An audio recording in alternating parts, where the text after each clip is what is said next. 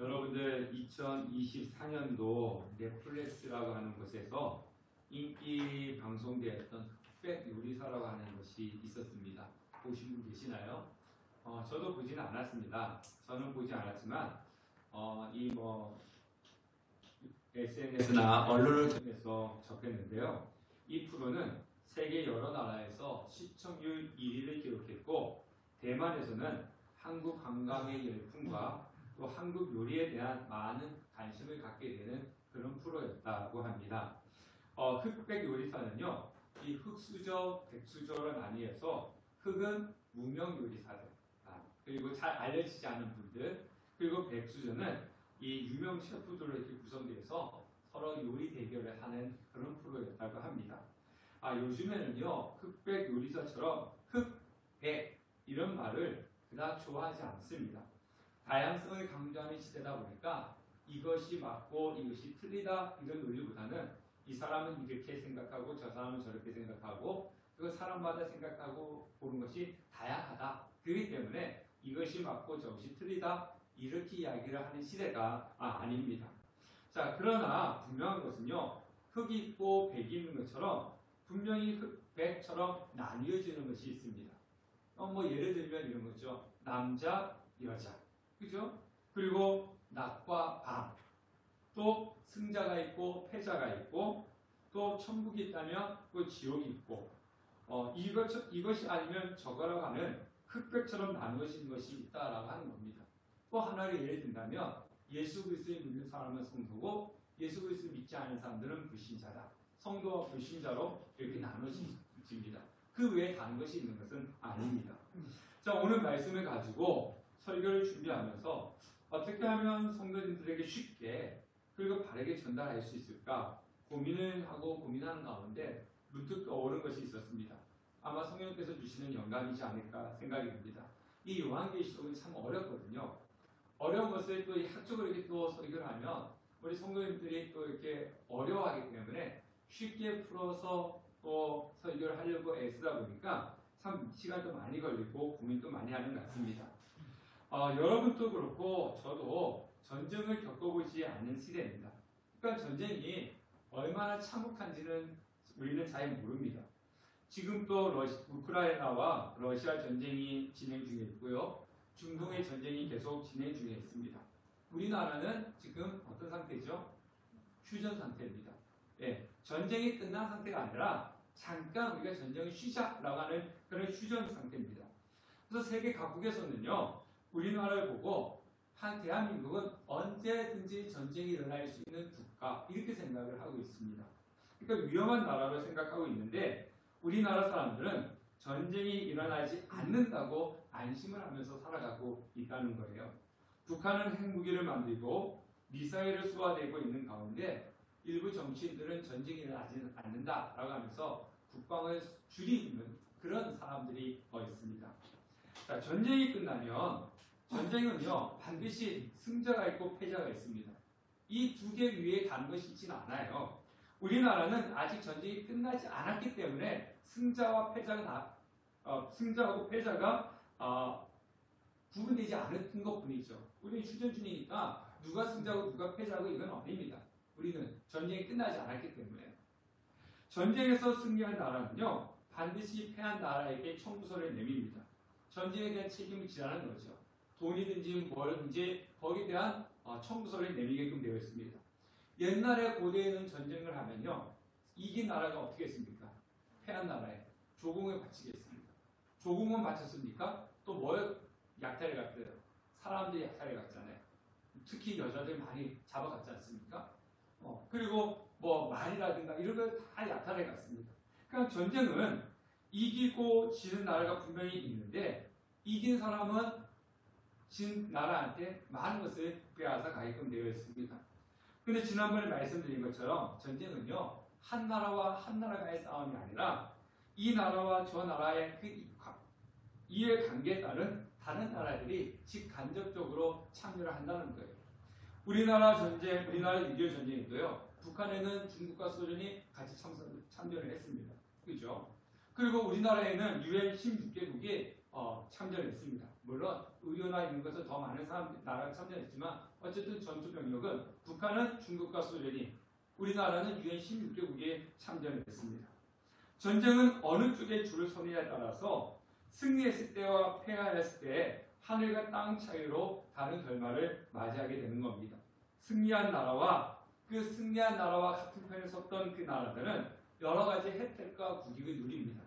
그러나 반대로 패한 나라와 그 패한 나라 편에 섰던 다른 나라들은 여러 가지 제약과 피해 보상을 해야 되는 것입니다. 요한계시록 14장에는 두 종류의 부류의 사람들이 나누어지고 그리고 그 사람들의 결말이 다르다고 말씀하고 있습니다. 자, 1절부터 5절까지는요. 어린 양의 이름과 하나님 아버지의 이름으로 인침을 받아 새 노래를 부르는 승리한 성도들에 대해서 이야기를 하고 있습니다. 그 6절부터 11절까지는요. 짐승의 표를 받은 불신자들의 그 심판에 대해서 이야기를 하고 있습니다. 그리고 12절부터 13절까지는 믿음을 지키는 성도들에 대한 인내와 축복에 대해서 말씀을 하고 있습니다. 그러니까 오늘 이 요한계시록 14장에는 정말 승리한 성도들, 그리고 예수를 믿어서 승리한 성도들, 예수를 믿지 않아서 패한 사탄을 쫓아가는 그 심판대에 서 있는 불신자들, 이 두 가지만 있다는 거예요. 그 외에 다른 것이 있지는 않다는 것입니다. 자, 우리 1절 말씀을 한번 읽어보도록 하겠습니다. 다 같이 읽겠습니다. 시작. 보니 보라, 어린 양이 시온 산에 섰고 그와 함께 14만 4천이 서 있는데 그들의 이마에는 어린 양의 이름과 그 아버지 이름을 쓴 것이 있더라. 자, 사도 요한이 환상을 딱 보니까 사탄의 박해와 유혹에도 흔들리지 않고 믿음을 지킨 사람들 14만 4천 명이 어린 양 예수님과 함께 시온산에 서 있는 것을 보았습니다.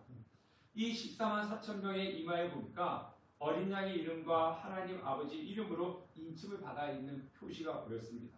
지난주에도 다시 말씀드리지만 14만 4천 명은 단순히 숫자적으로 14만 4천 명만 구원을 받는 것이 아니라 예수 그리스도를 믿는 모든 성도들을 의미한다고 제가 지난주에 말씀을 드렸습니다.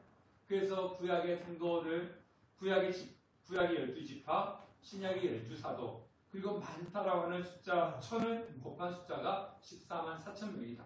그러니까 구약의 성도들, 신약의 성도들, 예수 그리스도의 모든 사람들을 이르는 말이지 신천지처럼 14만 4천 명만 구원을 받는다. 이렇게 성경을 보시면 오역을 하는 것입니다.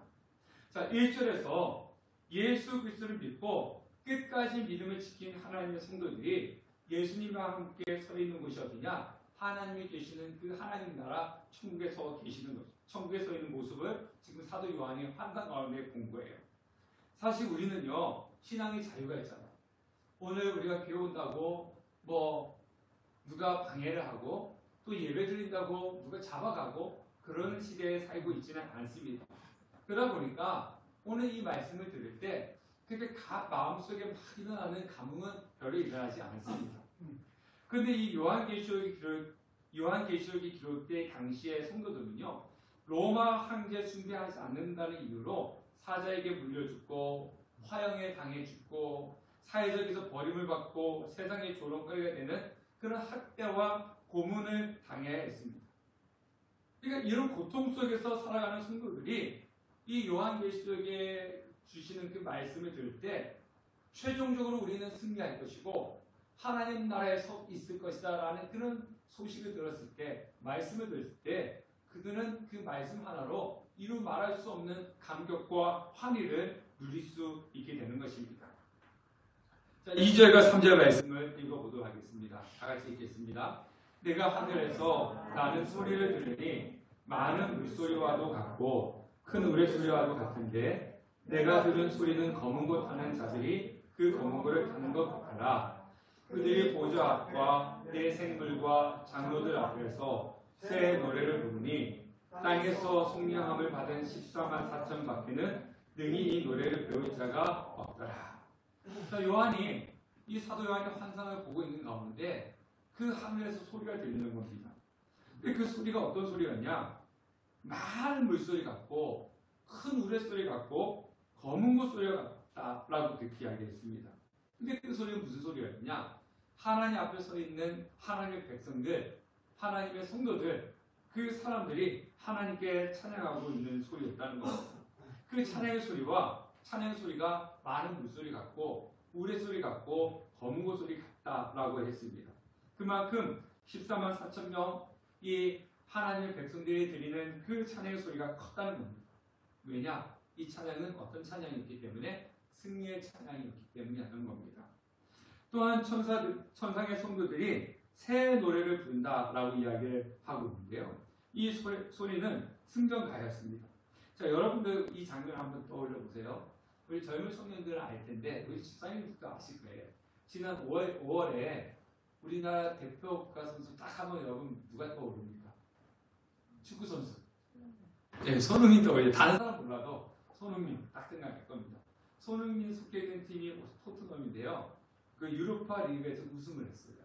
우승을 하는데 유럽은요, 우리나라보다 이 축구 열기가 엄청나잖아요. 우승을 하니까 그 버스 지붕 위에 다 올라가가지고 그 선수들이 다 트로피 들고 거리에 수많은 사람들이 다 나와가지고 막 같이 막 노래를 부르고 막 샴페인을 터뜨리고 이런 장면 보셨죠? 예, 승리했기 때문에 할 수 있는 것입니다. 또 올림픽에서 금메달을 딴 선수가 시상대에 탁 올랐으면은 시상대에 올라서 이렇게 메달을 탁 걸면 그다음에 뭐가 울려 퍼집니까? 예, 애국가가 쫙 울려 퍼지죠. 그때 그 애국가를 부르는 사람들, 또 그곳에 같이 있던 사람들이 한 목소리로 애국가를 탁 부를 때, 그때 그 감격과 그 벅찬 감동 한번 생각해 보십시오. 그리고 그 선수는 그동안 내가 금메달을 따기 위해서 정말 인내하고 그 고통의 시간을 다 이겨내고 메달 땄다고 하는 그 영광스러운 자리 한번 생각해 보십시오. 얼마나 감격이 넘쳐나겠습니까? 오늘 우리가 이 말씀으로 보고 있는 장면이 바로 그런 장면이라는 겁니다. 인내로 믿음을 지키면서 이 승리한 성도들이 천국에서 예수 그리스도와 함께 하나님 보좌 앞에서 그 승리의 찬양을 부르는 그 순간들, 우리가 그 앞에 서서 정말 장차 하나님 앞에 그 승리의 찬양을 부를 텐데, 그때 그 감격의 순간들을 한번 생각해 보십시오. 얼마나 그 영광의 자리겠습니까? 그런 성도들이 부르는 새 노래는 어떤 새 노래냐? 지금 우리를 구원해 주십시오. 우리가 찬양할 때 하나님 우리를 도와주십시오. 이런 찬양이지만 그때는 그런 도움과 우리를 구해주는 것들이 다 완성되었기 때문에 오직 하나님만을 바라보며 부르는 그 찬양이라는 겁니다. 근데 이 찬양은 성경에서 말하는 게 아무나 부를 수 없는 찬양이다 라고 이야기합니다. 자, 3절에 보면은 누구만 부를 수 있다고 했습니까?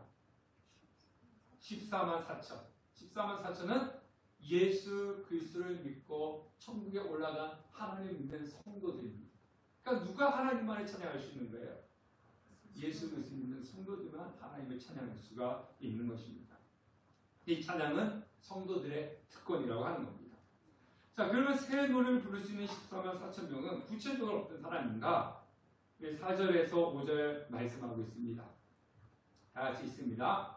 이 사람들은 여자와 더불어 더럽히지 아니하고 순결한 자라, 어린 양이 어디로 인도하든지 따라가는 자며 사람 가운데서 속량함을 받아 처음 익은 열매로 하나님과 어린 양에게 속한 자들이니 그 입에는 거짓말이 없고 흠이 없는 자들이더라. 14만 4천 명의 그 특징은 뭐냐면 첫 번째로 여자와 더불어 더럽히지 아니하였다 이렇게 이야기합니다. 성경에서 보면 이 여인을 음행한 여인으로 표현하는 경우들이 참 많이 있는데요. 이것은 우상 숭배를 하지 않았다는 겁니다. 그러니까 황제를 숭배하지 않고 오직 예수님만을 나의 주인으로 모시면서 살아갔다는 거예요. 예, 그 당시는 황제지만 이 시대는 어떤 것들이 있겠습니까? 물질도 있고 여러 가지들이 있겠죠. 오직 나의 주인은 누구시라고요? 예수 그리스도시다. 그래서 그 다른 것으로 더럽히지 않은 사람들, 그 사람들이 바로 14만 4천 명입니다. 두 번째는 어떤 사람들입니까?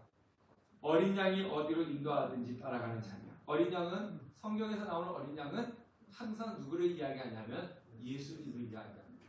네, 이거 여러분 아셔야 돼요. 이단들은 와서 이 어린 양을 뭐 이상하게 이야기하지만 성경에서는 분명하게 이 어린 양을 누구라고 이야기하냐면은 예수님을 이야기하는 겁니다. 예수님만이 어린 양입니다. 그러니까 예수를 따라서 어디든지 가는 자다. 예수님 인도하는 곳이면 어디든지 가는 사람이다. 즉 아무리 힘들고 어려워도 예수님께서 인도한다면 그 하나님을 의지하고 가는 분, 그 사람들이 바로 찬양을 부를 수 있는 14만 4천 명의 성도들이라고 하는 겁니다. 자, 셋째는 어디에 속해 있는 자들이라고요? 어린 양에게 속한 자들, 예수님께 속한 자들. 우리 지난주도 그렇고 오늘도 1절에 보니까 예수 그리스도 믿는 성도들 이마에는 무엇이 받았다고 했어요? 인침을 받았다고 했지 않습니까? 인이라고 하는 것은 어떤 의미가 있다고 했습니까? 내 거다라고 하는 도장이라고 했지 않습니까? 그러니까 어린 양에게 속한 자들. 그러니까 하나님께 인침을 받았기 때문에 우리는 누구의 것이냐? 하나님 예수 그리스도의 것이라는 겁니다. 그리고 넷째는 무엇이 없는 자들입니까? 5절에 보니까 거짓말이 없고 흠이 없는 자들이다. 그러니까 하나님 나라의 하나님의 성도들의 특징은 더럽히지 아니하고 예수님께서 인도하신 대로 따라가는 사람이고 하나님께 속한 자들이고 거짓말과 흠이 없는 자들이라고 하는 것입니다. 그래서 십자가에 못 박혀 죽으시고 부활하신 예수를 따르는 하나님의 백성들이야말로 어떤 사람들이냐? 승리하는 사람들이고 그리고 하나님 보좌 앞에서 승리의 찬양을 부르는 사람들이다 라고 하는 것입니다. 그것이 바로 저와 여러분들이다 라고 말하는 것입니다. 자, 그런데요, 하지만 1절부터 5절까지는 예수를 믿고 신앙으로 승리한 사람들의 성도들에 대해서 이야기를 하고 있는데 6절부터 11절까지는 반대로 패배한 사탄을 따르는 불신자들의 결말에 대해서 말씀하고 있습니다. 그 결말이 무엇이냐? 심판이다 라고 하는 겁니다. 자, 6절부터 11절에는 새 천사가 등장을 합니다. 새 천사가 등장을 해서 하나님의 심판의 메시지를 전합니다. 자, 6절 7절 읽어보도록 하겠습니다. 시작. 또 보니 다른 천사가 공중에 날아가는데 땅에 거주하는 자들 곧 모든 민족과 종족과 방언과 백성에게 전할 영원한 복음을 가졌더라. 그가 큰 음성으로 이르되 하나님을 두려워하며 그에게 영광을 돌리라. 이는 그의 심판의 시간이 이르렀음이니 하늘과 땅과 바다와 물들의 근원을 만드신 이를 경배하라. 자, 천사가 이 땅에 있는 사람들 앞에 쫙 지나가면서 이 심판의 메시지를 전하는데 뭐라고 이야기하냐면 첫째는 하나님을 두려워해라. 두 번째는 하나님께 영광을 돌려라. 세 번째는 뭡니까?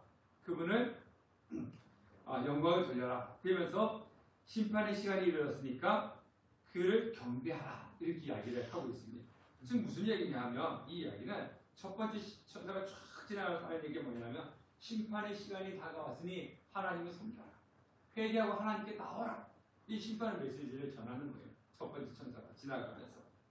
자, 그 다음에 또 8절 말씀을 보니까요. 또 읽어볼게요.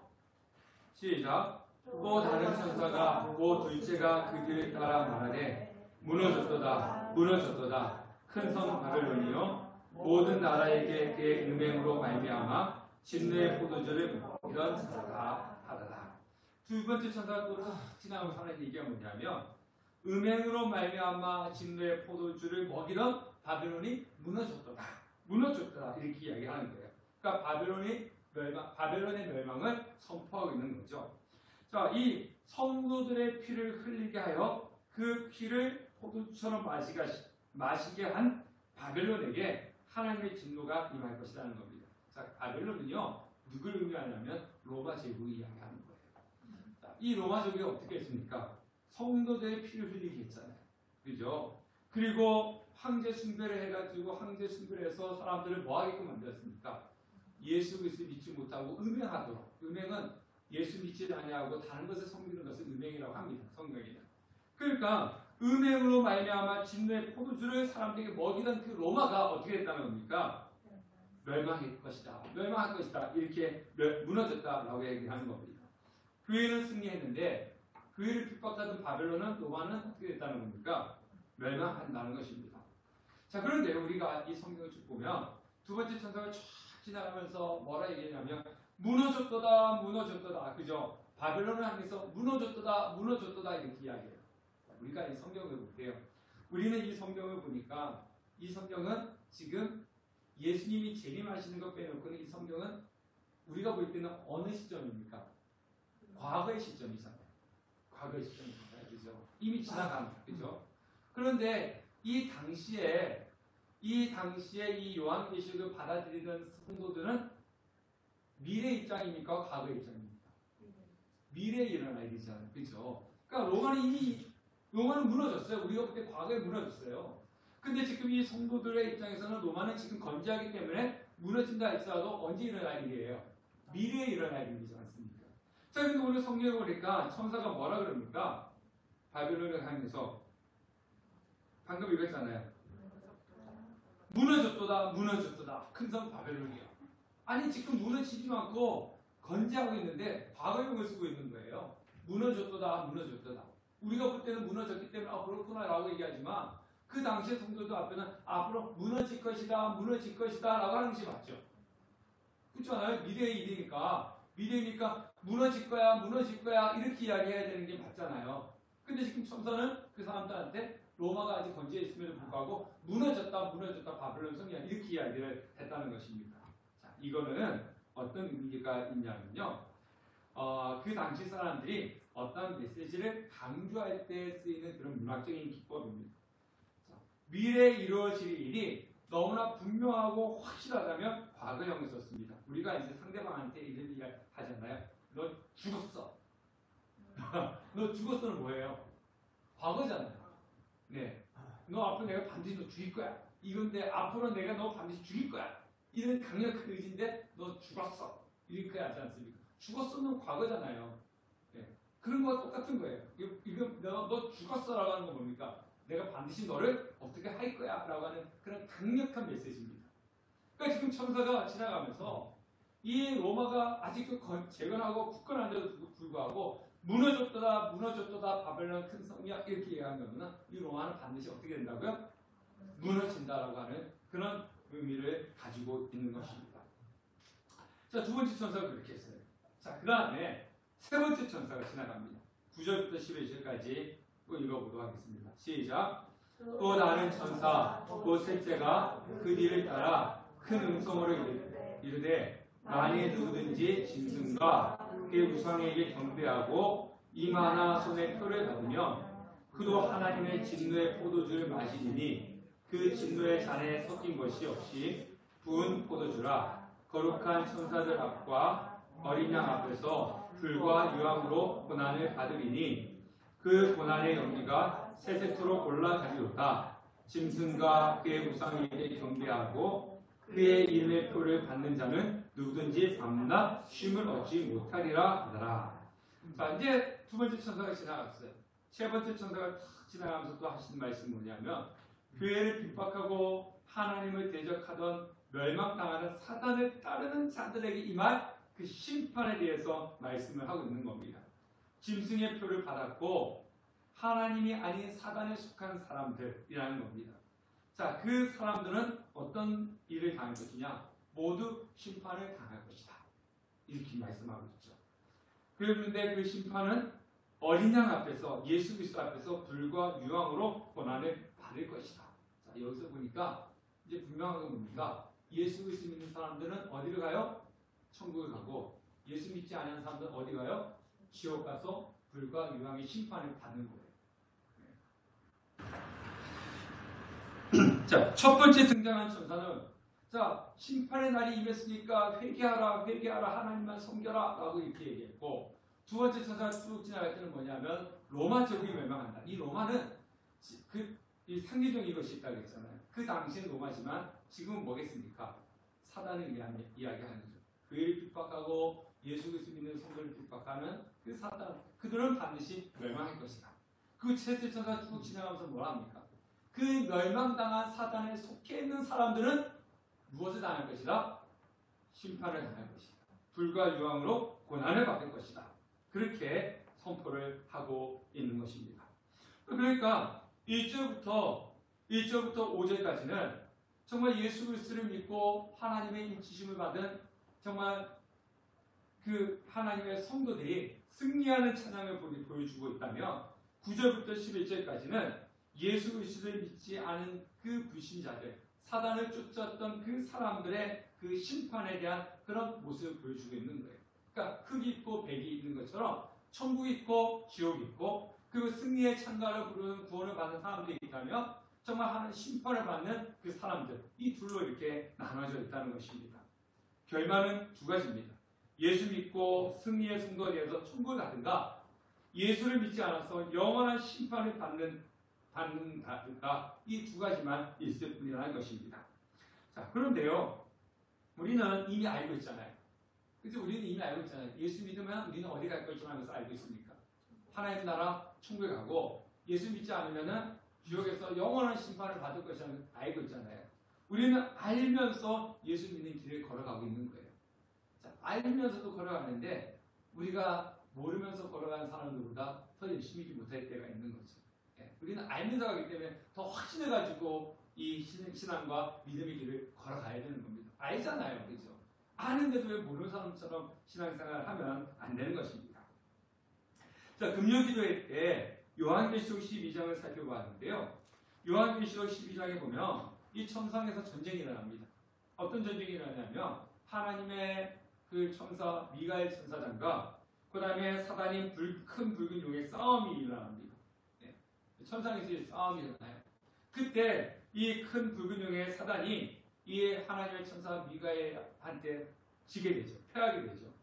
그러면서 그를 따르는 자들에게 우리가 알고 있는 사단의 표를 받도록 사단이 미혹을 하는 거예요. 그래서 우리가 흔히 알고 있는 뭡니까? 교회를 다니지 않아도 다 아는 사람들. 다 아는 표. 666이 나오는 거예요. 12장에 보면 666이 나옵니다. 뭐 이 666을 가지고 뭐 이게 뭐 히틀러니 뭐 누구니 뭐 어쩌고 뭐 말들이 참 많이 있는데요. 자, 이 666이 그 당시에 뭐였냐면 우리가 하나님을 믿는 백성들은 이마에 뭘 받았다 그랬어요? 네? 인침을 받았다 그랬잖아요. 그 인침은 무엇을 뜻한다 그랬습니까? 하나님의 것이다라고 하는 그런 뜻이 있는 것처럼 짐승의 표를, 사단의 표를 받는 것도 뭐의 뜻이냐면은 사단의 소유다라고 하는 뜻을 갖고 있어요. 근데 이 말이 나오는 배경은요, 어떤 배경이냐면 이 로마가 황제 숭배를 하면서 황제만을 섬긴다고 하는 그런 증표를 주는 거예요. 증표. 예.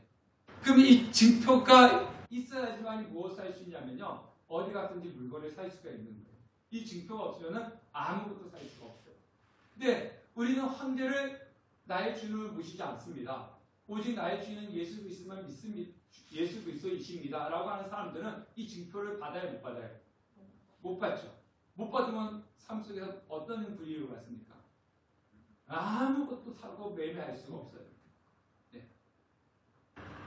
그러니까 이 어떤 유대인들은 너희들은 그 증표가 없으니까 대신 내가 물건 사다 갖다 줄게.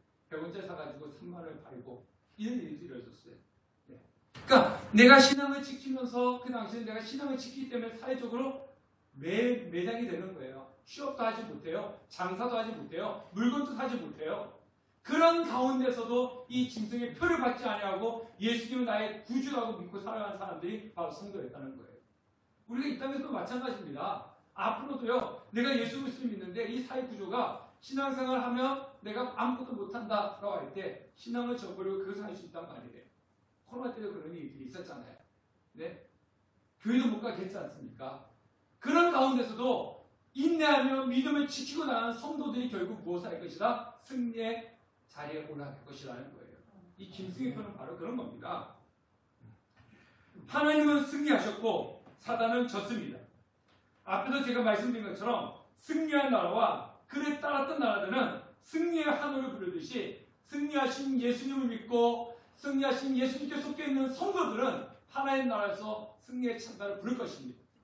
그러나 패배한 사단과 그 사단을 쫓는 자들은 바로 심판의 자리에 서게 된다는 것입니다. 12절부터 13절 말씀을 읽어보도록 하겠습니다. 다 같이 읽겠습니다. 성도의 인내가 여기 있나니 그들은 하나님의 계명과 예수에 대한 믿음을 지키는 자니라. 또 내가 들으니 하늘에서 음성이 나서 이르되 기록하라. 지금 이후로 주 안에서 죽는 자들은 복이 있도다 하시매 성령이 이르시되 그러하다. 그들의 수고를 그치고 쉬리니 이는 그들의 행한 일이 따름이라 하시더라. 자, 이러한 가운데 성도에게 필요한 것은 무엇이냐면은 인내함이라는 겁니다. 그 인내함으로 믿음을 끝까지 지키는 것입니다. 자, 근데 우리 13절 말씀을 보니까요. 13절 말씀 보니까 하늘에서 음성이 나서 지금 사도 요한에게 뭐라고 하고 있냐면 기록하라 이렇게 이야기하고 있어요. 지금 사도 요한은 뭐 하고 있어요? 환상을 보면서 하나님께 보여주신 환상을 보면서 지금 그것을 열심히 기록하고 있는데 하나님이 하시는 말씀이 뭐예요? 기록하고 있는 사람한테 뭐라 그럽니까? 또 기록하라. 좀 말이 안 맞잖아요. 그죠? 근데 이거는요, 어떤 의미가 있냐면은 강조할 때 쓰는 겁니다. 자, 제가 설교할 때 여러분들이 제 설교를 막 듣잖아요. 들으실 때 제가 가끔씩 가리는 자, 여러분 정신 차리고 똑바로 한 번 더 들어보세요. 집중해서 듣고 있는 사람한테 뭐라 그래요? 집중해서 또 들으라고 그렇게 이야기하는 거죠. 이 제가 집중해서 들으라고 할 때는 어떤 의미가 있어요? 중요한 것을 강조할 때 하는 말이지 않습니까? 지금 하나님도 그런 거예요. 그 환상을 보고 사도 요한이 기록하고 있는데 하나님 또 뭐라고 했냐면 기록하라 이렇게 이야기하는 것은 중요한 거니까 잘 중요한 것을 중요하다 뭐 그런 의미를 가지고 있는 거죠. 그 내용이 뭐냐면 첫 번째 뭐냐면은 13절 보니까 기록하라라고 했는데 지금 이후로 주 안에서 죽는 자들이 복이 있다. 주 안에서 죽는 자들이 복이 있다. 이것이 중요한 말이니까 꼭 기록해야 돼. 밑줄 그어 뭐 이런 겁니다. 네. 자, 그럼 기독교는요 죽음을 두려워하지 않는 종교죠. 기독교만이 죽는 자들 앞에서 찬송을 부를 수 있어요. 그러니까 우리가 장례에 가면은 우리 기독교는 뭐합니까? 그 앞에서 찬양을 부르잖아요. 그죠? 자, 그렇다고 해서 죽으라는 소리는 아니에요. 또 뭐 죽는 자들이 복이 있다 그러니까 뭐 죽어라 뭐 그런 이야기는 아닙니다. 근데 죽는 자들이 복이 있는데 그 앞에 뭐가 붙었습니까? 주 안에서 죽는 자. 그러니까 죽는 사람들이 다 복이 있는 것이 아니라 주 안에서 죽는 사람만이 복이 있다는 거예요. 주 밖에서가 아니라 주 안에서 죽는 자들이 복이 있는데 자, 그러면 왜 주 안에서 죽은 자들이 복이 있냐라고 하는 겁니다. 그 첫 번째는 무엇이냐면 죄 문제가 해결되었기 때문에 예수님께서 우리를 십자가에 못 박혀 죽으시고 부활하셨지 않습니까? 그것처럼 예수 그리스도를 믿는 사람들은 주 안에서 죽는 자들이지 않습니까? 다 죽지 않아요. 주 안에서 죽는 자들은 죄 문제가 해결되어서 예수님처럼 생명을 부여받는 때문에 주 안에서 죽는 자들이 복이 있는 거예요. 자, 두 번째는 주 안에서 죽는 자들은 또 왜 복이 있느냐? 성령이 이르시되 그러하다. 그들이 수고를 그치고 쉬리니 수고를 그치고 쉬기 때문에 주 안에서 죽는 자들이 복이 있다는 겁니다. 여러분들 장례식장에 가면은 그런 말들 많이 돌아가신 분들 보고 뭐라 그래요? 편히 쉬세요. 그죠? 편히 쉬세요. 이렇게 이야기하지 않습니까? 편히 쉬세요라고 하는 뭡니까? 이 땅에 힘들고 어렵게 뭐 자식들 먹여 살리느라고 뭐 가족들 먹여 살리고 사람 살아가면서 이렇게 힘들고 어렵게 살았으니까 이제는 편히 쉬십시오라고 하는 그런 의미가 있지 않습니까? 자, 그런데요. 자, 오늘 11절 말씀을 한번 앞에 11절 말씀 보니까 끝에 보세요. 밤낮 뭐를 얻지 못한다고요?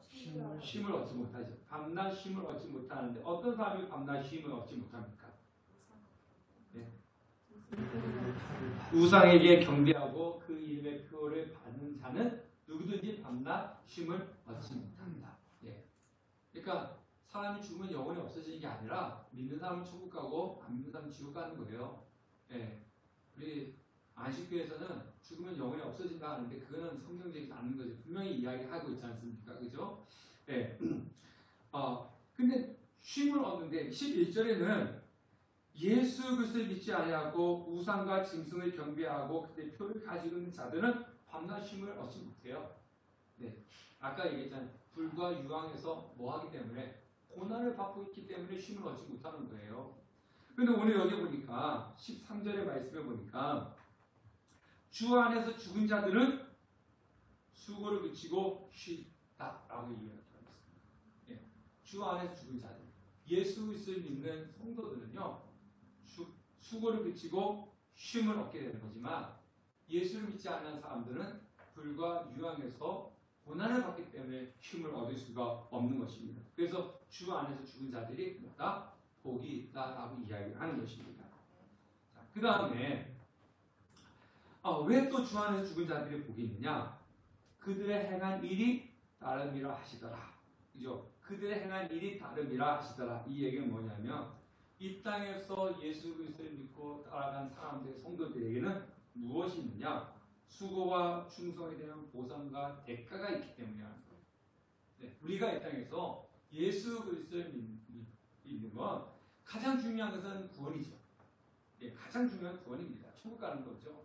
그리고 이 땅에서 우리가 어떻게 예수 그리스도를 섬겼는지, 이 땅에서 어떻게 신앙생활을 했는지, 이 땅에서 우리가 하나님의 교회를 어떻게 섬겼는지, 주님의 몸된 교회를 어떻게 섬겼는지 여기에 대한 보상과 대가가 분명히 주어진다는 겁니다. 그래서 주 안에서 죽은 자들은 복이 있다라고 그렇게 이야기를 하고 있는 것입니다. 자, 고린도전서 15장 58절에 그러므로 내 사랑하는 형제들아 견실하고 흔들리지 말고 항상 주의 일에 더욱 힘쓰는 자들이 되라. 이는 너희 수고가 주 안에서 뭐하지 않는다고요? 헛되지 않은 줄 알미니라. 우리의 이 신앙, 정말 이 박해와 고난 속에서도 믿음을 지키며 가고 또 주님의 몸된 교회를 섬기는 이 자체가 주 안에서 하나도 헛되지 않는다는 것. 보상과 대가가 주어진다는 것입니다. 이 땅은 다양합니다. 그런데 낮과 밤처럼 흙과 백처럼 이거와 이거 두 가지로 딱 나눠지는 것들이 또 참 많이 있다는 거죠. 그건 뭐냐면 천국과 지옥입니다. 예수 그리스도 믿는 사람들은 반드시 천국에 가서 승리의 찬양을 부를 것이고 예수 그리스도를 믿지 아니하고 짐승의 표를 받은 사람들은 심판을 받아서 지옥에서 불과 유황의 고통 속에서 쉼을 얻지 못하고 살아간다는 것입니다. 이거는 변할 수 없는 진리라고 하는 것입니다. 우리는 어떤 사람입니까? 예수 그리스도의 인침을 받은 사람. 우리는 믿음을 지키고 장차 어린 양과 하나님 앞에서 새 노래로 부를 그를 하나님의 성도들입니다. 우리는 승리의 사람들이라는 겁니다.